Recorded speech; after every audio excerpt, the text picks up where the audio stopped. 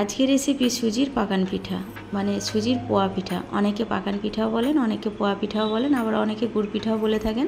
তবে যেহেতু এটা গুড় দিয়ে তৈরি না, তার জন্য এটাকে গুড় পিঠা বলবো না, এটাকে পাকান বা পোয়া পিঠাই বলা যায়। আর আমরা এটাকে কিন্তু পাকান পিঠাই বলি। আর এটা সুজি দিয়ে তৈরি হয়েছে, চালের গুঁড়ো দিয়ে না।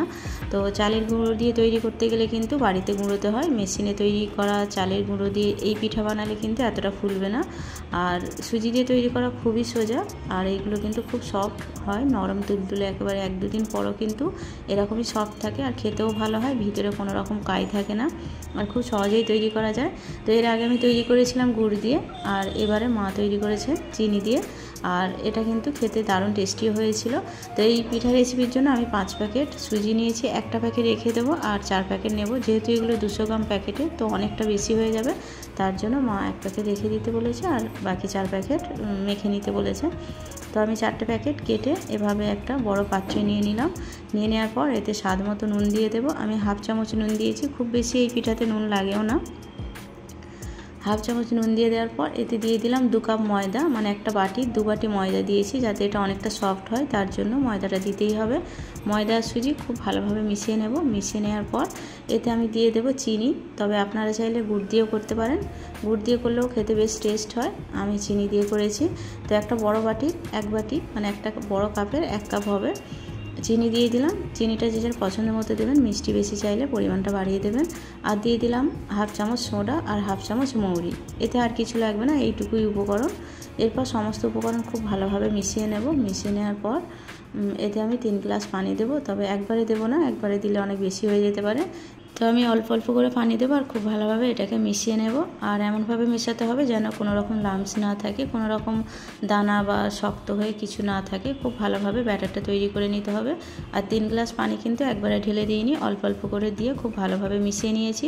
আর যেহেতু এতে সুজি দেওয়া আছে, তার জন্য কিন্তু পানির পরিমাণটা একটু বেশিই লাগবে। আর যতটা পাতলা হয়ে থাকবে, এটা কিন্তু ভিজিয়ে রাখার পর অনেকটা গাঢ় হয়ে যাবে সুজিটা ফুলে গিয়ে।